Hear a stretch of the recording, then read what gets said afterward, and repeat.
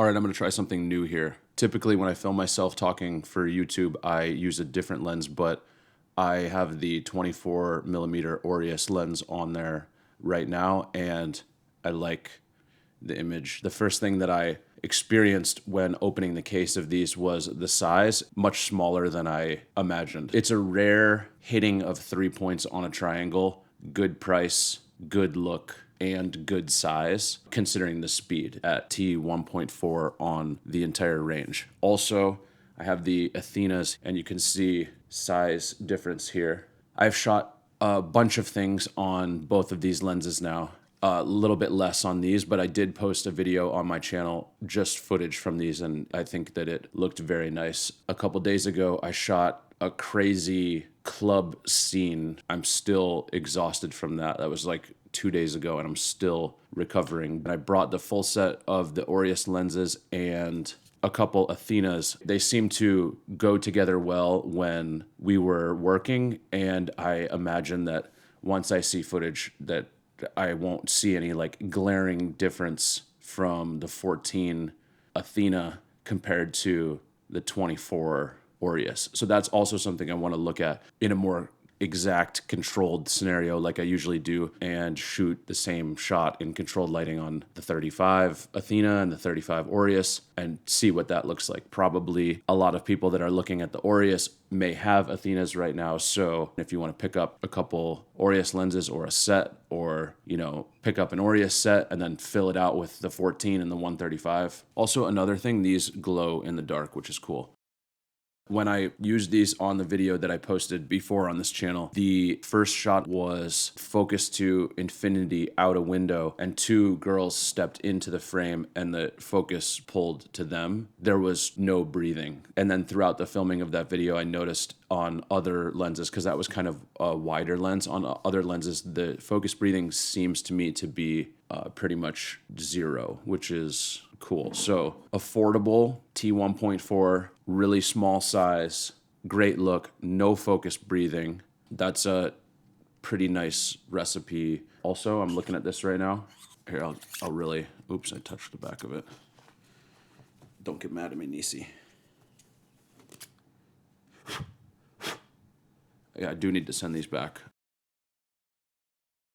If you can hear this.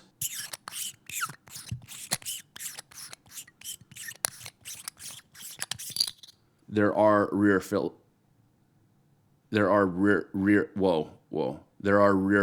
that you can put on the back of these. So I did ask if they could send me some of those to show what they look like, but I don't know, they didn't have them at the time. I recently saw, and will show this on this channel very soon, the rear filters that you can use on the Enzos. What I'm more interested in than diffusion filters is optical filters that would change the way the edge of the frame looks, which Arri has made for the Enzos, and it is very good looking. I will definitely be showing some of that on this channel, maybe after this video, I don't know. But if Nisi could also make some rear filters beyond just like diffusion and effects filters, that could be very cool.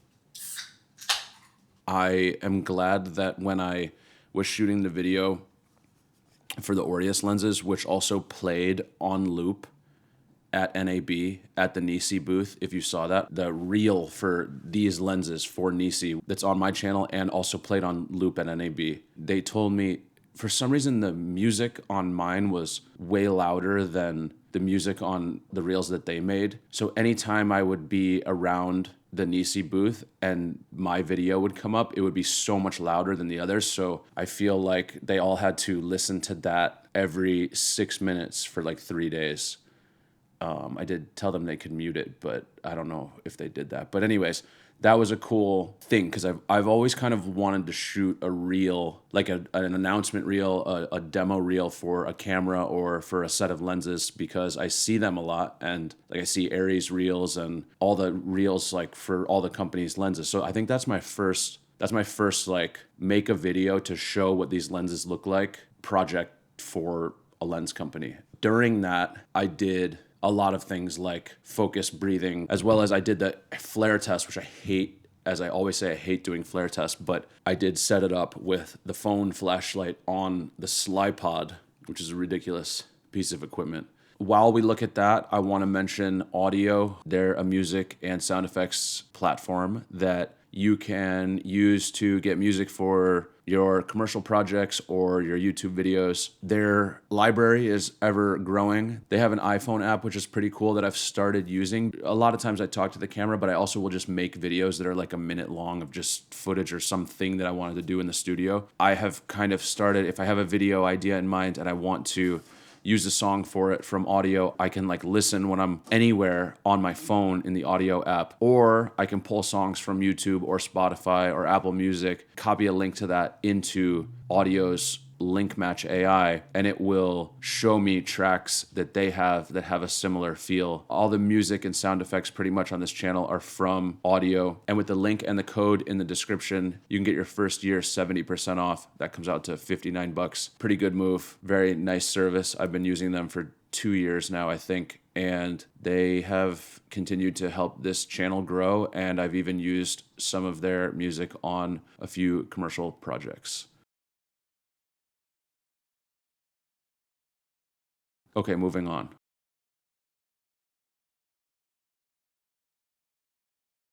This is not financial advice. I one time I posted on Threads, buy AAPL, Apple stock, buy Apple now, because of some like keynote that they were presenting, and I thought that they were like announcing a lot of good stuff. And somebody posted that they were gonna like report me to the FTC for telling people what to do with their money. So this is not financial advice, and I'm not an accountant. But in today's world, with all the new lens offerings that don't cost $250,000, you can make a good amount of money on owning a couple sets of lenses. I usually split camera package and lenses because a lot of times I will rent lenses. I guess there's times that I rent cameras. Like I recently rented 2 FX3s and I had to film vertically with them, which was just like hurt me in the heart to turn those things sideways. But anyways, I will sometimes use lenses that I have. I will sometimes rent other lenses because I don't want to just use the lenses that I own on every single project, because I want to experiment with new stuff and I want to just use the right lenses for the job to make the best looking image possible, because I feel like that is where the most money can be made, is if you make the best work possible.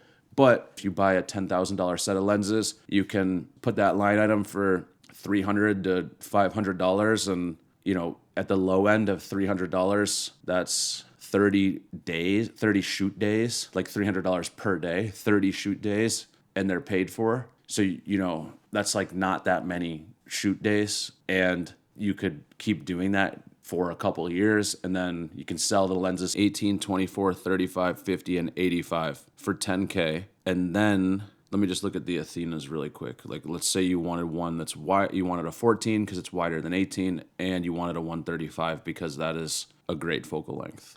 A lot of times I go to B&H and sort high to low, and then my cart always becomes like 100 to 200K. $9,500 for a full set of these. Under $1,400 a piece for a single Athena if you want to grab an extra to get wider and tighter than the Aureus. $13K for a wide range of focal lengths. I thought that I didn't care too much about being wide open at a T1.4 on a full frame camera until I was shooting like a party club scene, and I wanted it to be like dark, and I wanted it to be clean as well. So I was shooting at 320 ISO, 400 ISO, and some of it I was shooting slow motion, 60 frames a second, 40 frames a second. So to have T1.4 over like a 2.8 or a 2.1 was pretty useful, and I enjoyed being able to have the extra light coming through to the sensor. The images looked pretty cool. I think our first instincts when we are looking through lenses, open the lens up all the way and see the blurred background. It's just so different than how we see with our eyes. I think that in the beginning of people's careers, they